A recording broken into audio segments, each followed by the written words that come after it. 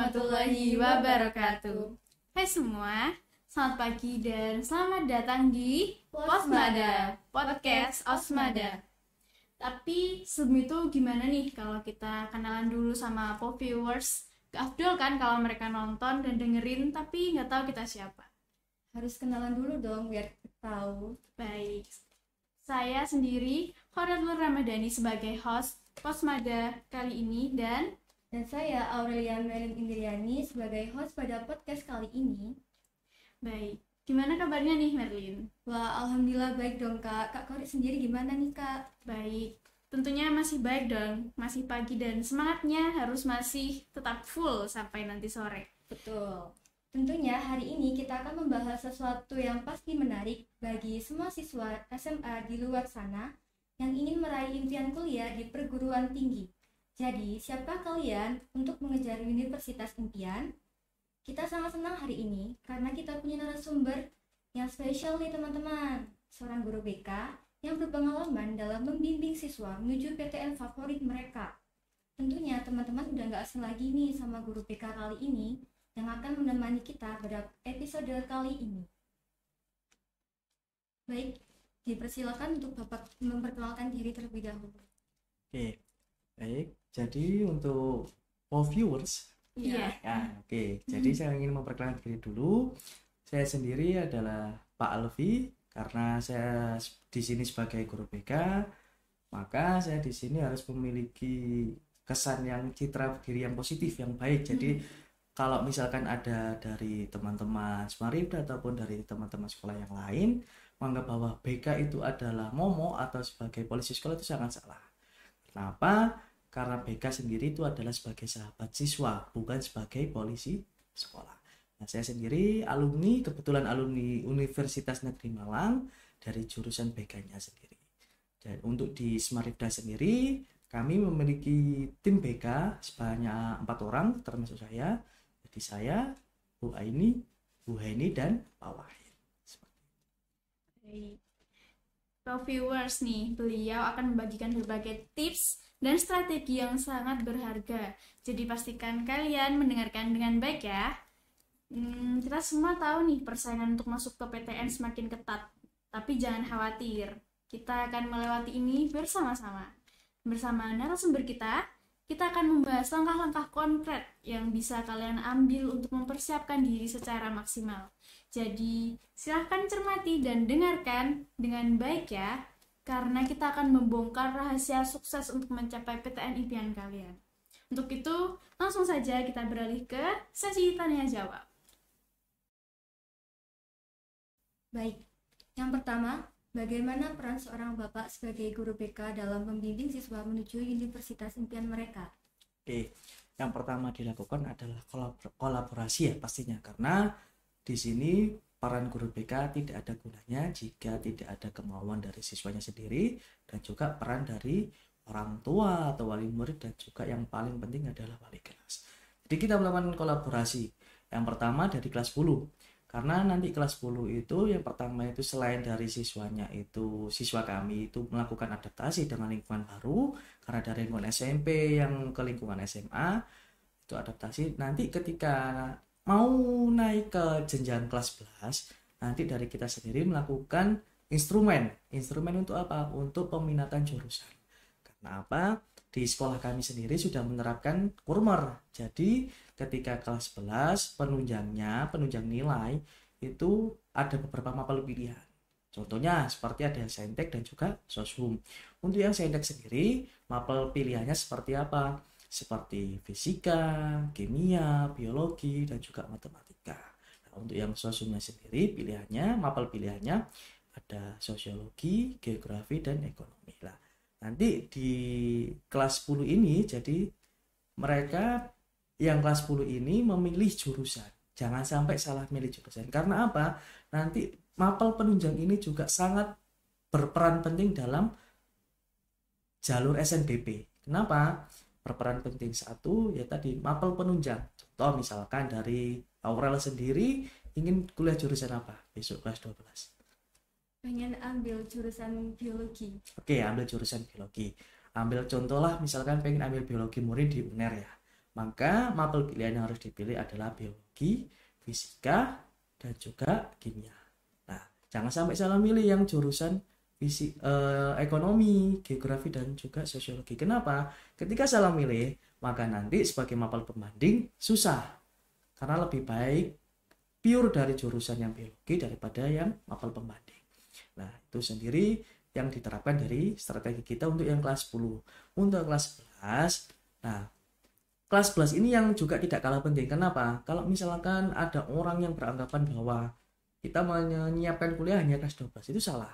Karena menurut saya itu sudah langkah yang telat, tapi tidak apa-apa daripada tidak sama sekali kan ya. Jadi disiapkan dari kelas 10 tadi, pemilihan jurusan dan juga melihat dari kebiasaan ketika di kelas itu seperti apa. Yang ketika kelas 11 nanti dari tim BK sendiri melakukan pendekatan secara personal. Jadi satu persatu nanti kami tanya, kamu pingin kuliah jurusan apa? Terus kemampuan orang tua itu bagaimana? Jadi jangan sampai mereka melewatkan kesempatan beasiswa KIP.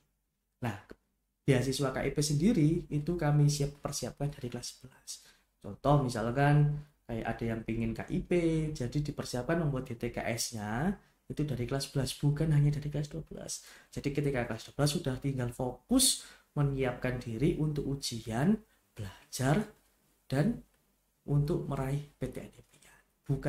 Bukan malah masih bingung milih jurusan seperti itu. Baik Pak, apa saja langkah-langkah yang perlu diambil oleh siswa SMA untuk mempersiapkan diri menuju universitas impian mereka? Yang pertama, langkah-langkah yang paling penting adalah mengetahui potensi diri sendiri. Kenapa? Kalau kita tidak mengetahui potensi diri kita sendiri, atau ibaratnya kita milih jurusan itu karena orang lain atau hanya karena tuntutan orang tua, pasti kita menjalannya tidak dengan sepenuh hati. Betul? Betul. Contoh, misalkan dari kalian di antara kalian berdua ini ya, misalkan aslinya pengennya IPS tapi disuruh ngambil IPA. Nah, alasannya kalau memang dulu memang pengaruh karena IPA bisa milih IPS, tapi sebaliknya tidak bisa, IPS tidak bisa milih IPA. Tapi untuk yang peraturan sekarang semenjak tahun 2023, jadi mulai tahun kemarin maksudnya ya, peraturan yang sudah diterapkan oleh SNPMB panitianya, penyelenggaranya, itu sudah boleh linjur. Jadi IPA boleh milih IPS, begitupun juga sebaliknya IPS bisa milih IPA. Ya ada syaratnya tadi, ada mapel pembanding atau mapel pilihan. Jadi selain memahami karakter, memahami potensi, untuk apa? Tidak terpaksa ketika menjalani kuliah. Yang pertama, langkah pertama. Langkah kedua adalah yaitu berkomunikasi dengan orang tua. Terkait apa? Terkait izin ataupun kampus yang diperbolehkan. Jangan sampai kalian sudah milih kampus di jalur SNBP, di jalur undangan, tapi ketika sudah diterima tidak diperbolehkan. Nah, itu banyak kasusnya. Kenapa? Biasanya apalagi yang perempuan. Wis, kamu kuliah di Surabaya Malang saja lah. Tapi dari anaknya sendiri milih kampusnya di mana? Di Jember. Nah, itu perlu dikomunikasikan, jangan sampai ada miskomunikasi antara anak dan orang tua. Dan yang ketiga, yang tidak kalah penting, yaitu komunikasi dengan guru BK. Oke, tadi yang saya sampaikan ya, jadi guru BK untuk di Smart Class sendiri bukan sebagai polisi sekolah tapi sebagai sahabat siswa. Sebagai seorang guru BK nih Pak, bagaimana Bapak membantu siswa mengeksplorasi minat, bakat, dan kecocokan program studi untuk memastikan mereka memilih universitas yang sesuai? Oke. Jadi di Smart Class tadi kan ada guru BK-nya sendiri ya. Jadi kami semua tidak memiliki perbedaan karena semuanya pastinya berkompeten dan juga memilih sebagai seorang profesional, tidak asal-asalan dalam membantu mereka dalam memilih jurusan. Pasti kami memiliki strategi masing-masing. Nah, untuk saya sendiri memiliki strategi apa? Satu, memberikan serangkaian tes bakat minat. Ada apa saja Pak? Ada tes Riasek, ada tes MBTI. Nah, untuk yang pertama kali tes yang diberikan yaitu tes MBTI. Tes MBTI sendiri itu yaitu nama tesnya itu Myers-Briggs Test Intelligence.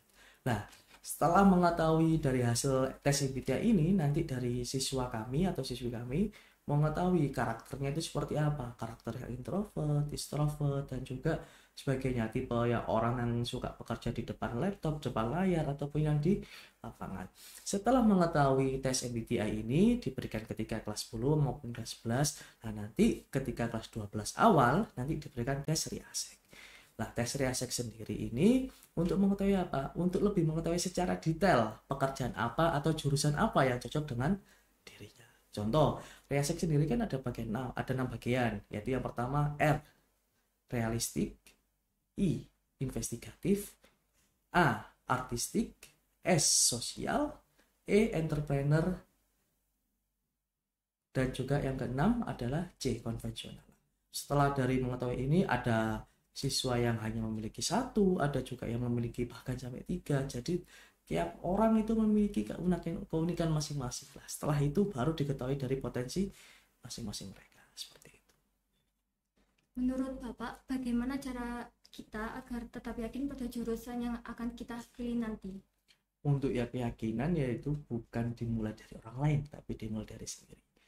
Terlebih lagi, sekarang itu ada istilah FOMO ya. Lah, jangan sampai dari kalian sendiri itu FOMO dengan jurusan-jurusan yang lagi hype ataupun juga lagi ngetrend. Contoh jurusan apa, Pak? Aktuaria, Science Data, Bisnis Digital, terus Artificial Intelligence. Itu kan jurusan yang lagi hype beberapa tahun ini.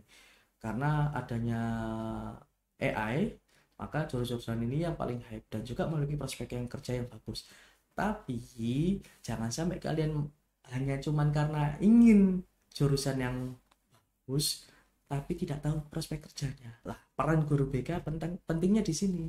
Kenapa? Menyampaikan bahwa jangan sampai milih jurusan karena orang lain atau cuman karena tuntutan orang tua.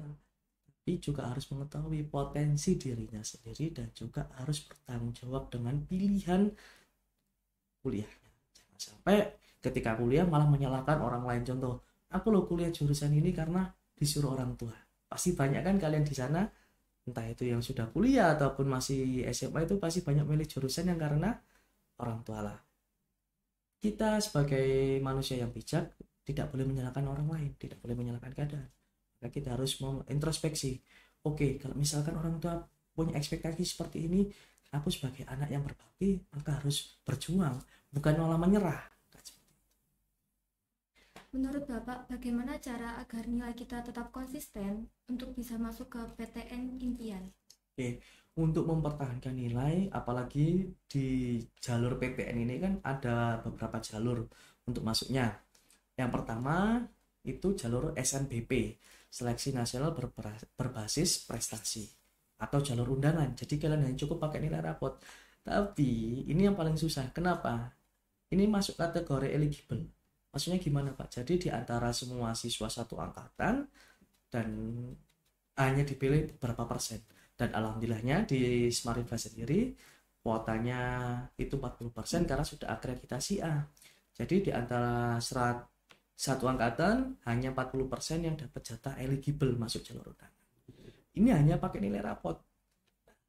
Perlunya menjaga konsisten itu kan bukan hanya dari kelas 12, tapi dari kelas 10 semester 1. Lah, untuk peluang yang paling besar masuk di SNBP adalah nilai yang selalu continue atau konsisten untuk bertahan di minimal 85. Kalau bisa ya selalu naik. Misalkan semester 1-nya kelas 10 85, semester 2-nya 86, semester 3-nya nanti 87. Ini yang selalu meningkat. Itu yang paling bagus.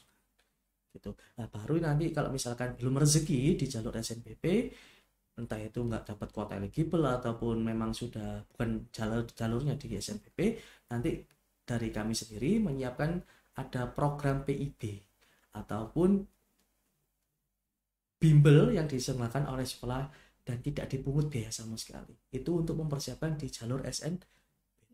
Karena target dari sekolah yaitu jangan sampai siswa atau siswi kami tidak bisa kuliah hanya karena faktor ekonomi. Jadi apapun kami usahakan. Tadi ada yang penyiapan di TKS dari kelas 10 dan juga sebagainya. Selain nilai nih Pak, apakah lingkungan pertemanan itu juga mempengaruhi dalam kesuksesan tes PTN? Oke. Faktor lingkungan itu pasti sangat berpengaruh. Karena apa? Karena pada fase remaja atau dewasa awal kalian ini, yaitu fase-fase untuk mencari jati diri. Dan jangan sampai kalian salah pilih orang, salah pilih teman gitu. Kenapa? Karena tidak semua orang itu memiliki dampak yang bagus. Contoh seperti ini. Saya tidak melarang untuk kalian semua itu berteman, karena kita bisa mengambil hal positifnya dari hal apapun. Dari hal contoh sekecil remeh, sampah pun kan masih bisa didaur ulang ya. Makanya jangan sampai salah milih teman, bukan berarti kita tidak bisa mengambil hal positif dari seorang orang lain. Contoh tadi, faktor teman terutama, apalagi yang sekarang itu kan biasanya anak zaman sekarang itu lebih dekat sama temannya daripada lebih dekat sama orang tua. Jadi pendekatannya itu bukan kita, misalkan kita melakukan dari tim BK sendiri ya, melakukan investigasi ataupun juga asesmen atau instrumen gitu. Kita tidak langsung ke orang tua pertama, tapi langsung ke teman. Karena lingkungan terdekat adalah teman gitu. Jadi kita tanya kesehariannya gimana, baru nanti ketika sudah diketahui asesmennya, baru ke orang tua. Seperti itu. Jadi tetap lingkungan itu sangat berpengaruh. Jangan sampai salah. Seberapa pentingnya peran pengembangan keterampilan non-akademik seperti keterampilan sosial dan emosional, selain berfokus pada nilai siswa dalam persiapan untuk masuk ke universitas impian mereka? Oke. Kalau kita bahas masalah non-akademik ya, pastinya itu tidak kalah penting juga dengan akademik. Karena apa? Kalau misalkan kita hanya menyiapkannya di akademik, tidak menyiapkan di non-akademik seperti lomba di luar sekolah, terus lomba kegiatan ekstrakurikuler dan sebagainya, itu sangat fatal. Karena apa? Kegiatan akademik yang berupa ekstrakurikuler ataupun keikutsertaan dalam lomba dan kita menjuarainya, itu bahkan bisa menjadi portofolio tambahan. Jadi ketika nanti SNBP maupun SNBT itu ada namanya, ketika memasukkan di websitenya SNPMB ya, jadi kalian itu nanti yang ketika kelas 12 memasukkan portofolio, jadi riwayat keaktifan kalian, entah itu menjadi ketua organisasi ataupun menjadi seorang juara pada suatu lomba, itu disertakan di sana dan hanya bisa menyertakan 3 sertifikat terbaik. Nah, kalau tidak dimasukkan, apa tidak rugi? Nah, mumpung masih kelas 10 dan kelas 11, dan terutama kalian yang di luar sana itu masih semangat untuk kuliah, maka disiapkannya dari kelas 10, bukan dari kelas 12. Jadi tetap penting non-akademik, bukan hanya akademik saja. Kemudian nih Pak, bagaimana sih cara siswa dapat mengembangkan rencana dan strategi yang efektif untuk mencapai target mereka dalam ujian masuk PTN? Oke, untuk strategi yang efektif adalah yang pertama, jangan FOMO. Ya tadi yang saya sampaikan, jangan FOMO, karena kita harus bisa mengetahui potensi diri masing-masing, bukan karena orang lain, tapi demi diri kita sendiri. Itu yang pertama. Yang kedua, strategi apa? Konsisten. Karena kunci sukses adalah konsisten. Dan ketika kita sudah mampu konsisten, itu sudah membentuk pada suatu kebiasaan. Jadi ketika kita meninggalkan kebiasaan baik itu, maka kita akan merasa ada yang kurang. Contoh, misalkan dari Aurel sendiri atau dari Kori sendiri, setiap harinya sholat duha.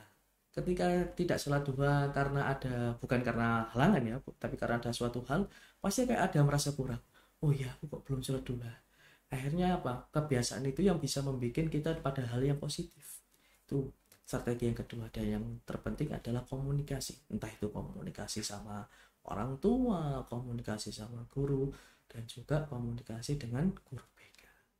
Karena yang di sekolah yang mampu untuk mengetahui potensi biasanya bukan dari orang tua, tapi dari guru BK. Atau guru, kalau di sini namanya pengembangan diri. Gitu. Kemudian nih Pak, apa sih pentingnya memiliki rencana backup jika gagal masuk universitas impian kita yang pertama? Kemudian bagaimana cara merencanakan rencana backup yang efektif? Oke, untuk rancangan ataupun rencana ya, rencana itu pastinya kita harus memiliki berbagai rencana. Karena kalau kita hanya memiliki satu pusaka, misalkan ibarat kita di suatu peperangan, kita hanya memiliki satu senjata saja. Ketika senjata ini sudah kehabisan peluru, kalau kita tidak menyiapkan senjata lain, maka kita kalah amunisi. Maka kita harus menyiapkan plan A, plan B, dan plan C. Saya bilang ke semua siswi Ma'arif ya terutama, saya bilang seperti ini, kalian harus punya 3 rencana, minimal 3 rencana. Dan terlebih lagi buat yang kalian yang masuk eligible yang di SNBP, jangan merasa sombong. Karena apa? Itu masih permulaan dan kalian belum tentu lolos. Nah, ketika sudah pendaftaran SNBP, itu baru ketika sudah finalisasi jurusan, kan pengumuman tanggal 28 Maret ya, sebentar lagi, 1 bulan lagi. Nah, itu sudah, kalian nggak usah mikir. Selama sudah finalisasi ya sudah. Karena fokusnya sudah bukan di SNBP lagi, tapi di SNBT. Kalau kamu hanya fokus di SNBP ketika tidak sesuai dengan realita, ekspektasi kita tidak sesuai dengan realita, maka dari kita sendiri pasti sangat kecewa, betul? Betul. Nah, kalau misalkan notifikasi ketika tanggal 28 Maret itu ya, notifikasinya merah, pasti sangat sedih, akhirnya bikin story galau dan juga sebagainya lah. Itu perlu dikurangi karena sebagai pemuda yang positif dan juga sebagai sekolah yang mempersiapkan masa depan siswa-siswi kami dengan sebaik mungkin, maka kami memiliki strategi ketika sudah finalisasi jurusan SNBP, jangan pernah untuk berekspektasi lolos, tapi berekspektasilah untuk gagal agar tidak kecewa. Nah, kalau misalkan lolos ya alhamdulillah, berarti kan rezeki nomplok gitu. Kalaupun tidak keterima nggak apa-apa, oh saya sudah siap, mental saya sudah siap untuk di jalur SNBT. Jadi plan A, plan B, dan plan C. Terutama buat kalian yang memiliki fisik yang menunjang, kan alangkah lebih baiknya untuk mendaftar di sekolah kedinasan. Sekolah kedinasan itu sangat banyak loh, dan pendaftarannya itu jalurnya berbeda. Jadi apa boleh Pak daftar SNBP sama kedinasan? Bisa. Nah, itu yang kami bantu. Contoh kayak kemarin ada yang daftar juga di Unhan, ada di kemarin, dan alumni kita kemarin sudah ada di Poltekpel Surabaya pelayaran, ada juga di Poltek Bank penerbangan Surabaya, ada juga di Polbangtan pertanian Malang. Itu sangat banyak alumni kita yang sudah ada di sekolah kedinasan. Nah, itu juga dipersiapkan karena apa? Terkait masalah tinggi badan itu kan sudah takdir ya. Kan kita tidak bisa menyalahkan keadaannya, sudah nggak apa-apa. Nah, bagi kalian yang memiliki tinggi postur atau tinggi badan yang menunjang, jangan sia-siakan kesempatan itu. Terlebih lagi jika orang tua finansialnya mampu untuk mensupport. Jadi jangan sia-siakan karena sangat banyak perjalanan menuju kampus yang diimpikan itu. Jadi bukan hanya PTN tapi juga ada perguruan tinggi kedinasan. Seperti itu. Kemudian nih, apakah ada jalur khusus untuk tes PTN seperti jalur ketua OSIS, beasiswa, atau bahkan untuk siswa kurang mampu? Nah, ini pertanyaan yang sangat bagus. Karena apa? Karena jalur masuk itu istilahnya itu golden ticket ya, jalur khusus. Contoh ya, untuk yang kami ketahui, golden ticket sendiri itu ada yang pertama di UNER, yang sangat familiar di siswa-siswi kami. Golden ticket di UNER. Ada juga golden ticket UNESA, ada juga golden ticket Undip, terus golden ticket PPNS, dan terakhir adalah golden ticket di IPB. Lah, golden ticket sendiri itu biasanya selain ketua OSIS itu yaitu ketua organisasi. Contoh, misalkan Kori sendiri aktif organisasi apa saja ketika sekarang ini ya SMA? Selain OSIS ya Pak? Selain OSIS? Saya ikut Pramuka. Nah, Kori sendiri apakah menjadi sebagai ketua organisasi? Iya. Nah, kebetulan Kori sendiri juga sebagai ketua organisasi di Pramuka. Maka nanti bisa menjadi partisipan atau ikut aktif di jalur golden ticketnya di yang kampus yang saya sebutkan tadi. Nah, apa sih untungnya untuk golden ticket? Satu, golden ticket adalah memang bukan menjamin 100% diterima. Tapi golden ticket sendiri menjadi keistimewaan. Karena apa? Misalkan Kori sendiri ya, Kori sudah ketua OSIS, ketua pramuka. Siapa tahu nanti ketika kelas 12 masuk eligible juga, wah itu malah menjadi sebuah rezeki nomplok. Karena apa? Tidak semua yang eligible itu bisa mendapatkan golden ticket karena tidak menjadi ketua lah. Kebetulan Kori dipercaya oleh sekolah menjadi ketua pramuka, maka jangan disia-siakan kesempatan untuk golden ticket di UNER ataupun di UNESA ataupun di PPNS. Dan alhamdulillah contoh ya, yang tahun ini belum lulus saja itu sudah ada yang diterima di PPNS. Alhamdulillah siswi kami perempuan kelas 12 itu namanya Giza Reni Putri, kelas 12 alhamdulillah sudah diterima di PPNS jurusan K3, jurusan yang bukan main-main di PPNS lah. Apakah bukan sebagai kayak keuntungan ya, sangat keuntungan. Dan syarat utama tadi selain menjadi ketua OSIS atau organisasi yaitu prestasi non akademik tadi, jadi sangat menunjang. Dan alhamdulillah siswi kami tadi Giza itu yang sangat berprestasi, mendapatkan silver medal di VB, bukan hanya 1, 3 fisika kimia biologi dapat silver medal semua. Dan itu yang bikin penunjang dia bisa lolos di golden ticket PPNS jurusan K3 seperti itu. Kemudian beasiswa apa aja sih yang tersedia dan cara mendapatkannya itu bagaimana? Beasiswa untuk beasiswa sendiri ya, itu yang paling umum kita ketahui adalah KIP atau kalau yang di sekolah namanya PIP. Tapi kalau untuk KIP sendiri itu berbeda. Berbedanya bagaimana Pak? Berbedanya itu tergantung dari kampus yang kalian tuju. Contoh, misalkan Kori pengen kuliah di mana? Saya sendiri pengen ke PPIM.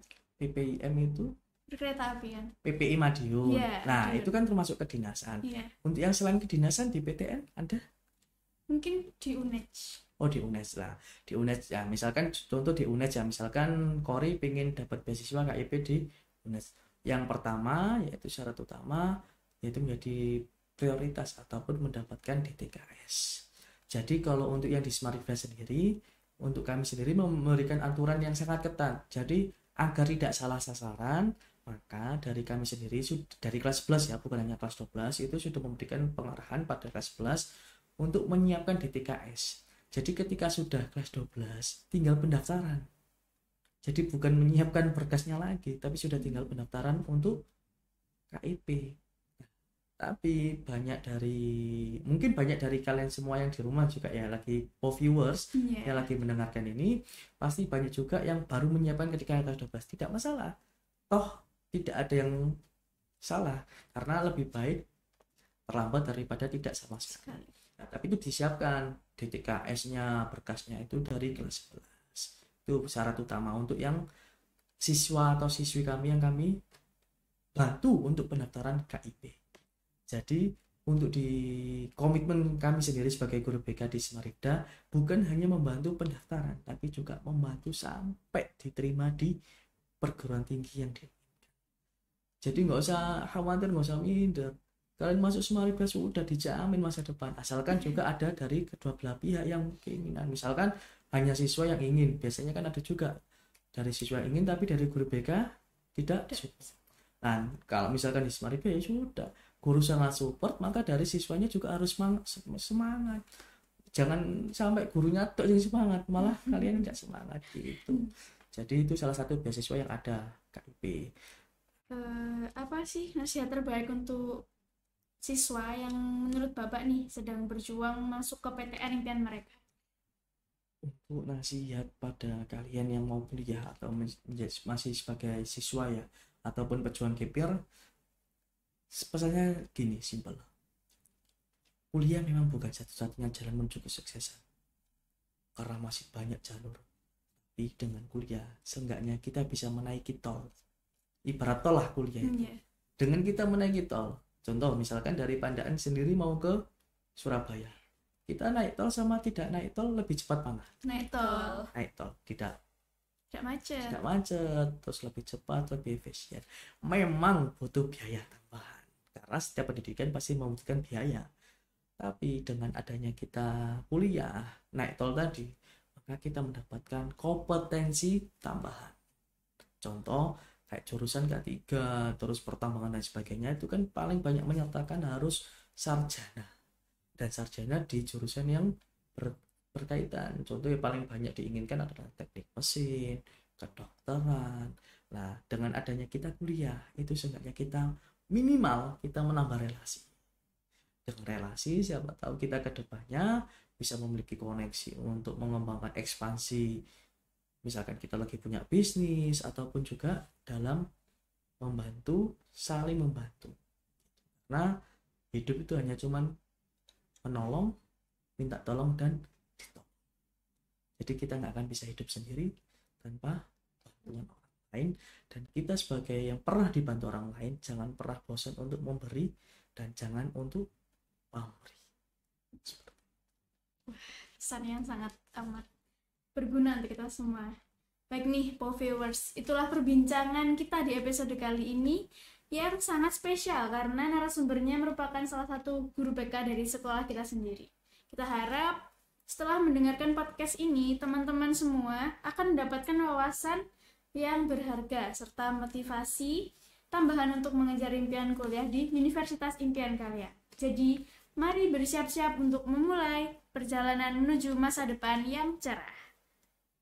Dan tak lupa, ada info penting nih mengenai PPDB SMA Mbak Arif NU Pandaan.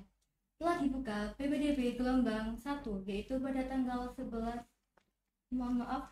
dari tanggal 2 Januari sampai 11 Mei 2024. Ada 2 cara untuk mendaftar sebagai siswa-siswi SMA Mbak Arif NU Pandaan. Yang pertama, bisa langsung datang ke SMA Mbak Arif NU Pandaan, Jalan Raya Ahmad Yani nomor 92 Pandaan. Tepatnya di TU Gedung Putih. Cukup membawa foto 3x4 berwarna. Untuk siswa SMP Ma'arif Pandaan, biaya pendaftaran gratis. Sedangkan untuk siswa dari sekolah lain, biaya pendaftarannya 200.000 saja. Kemudian cara kedua yaitu scan barcode berikut ini. Itu caranya. Sekian, semoga yang telah disampaikan di episode kali ini bermanfaat bagi viewers. Terima kasih Pak Alfi sebagai narasumber sudah menyampaikan hadir pada podcast kali ini. Wassalamualaikum warahmatullahi wabarakatuh.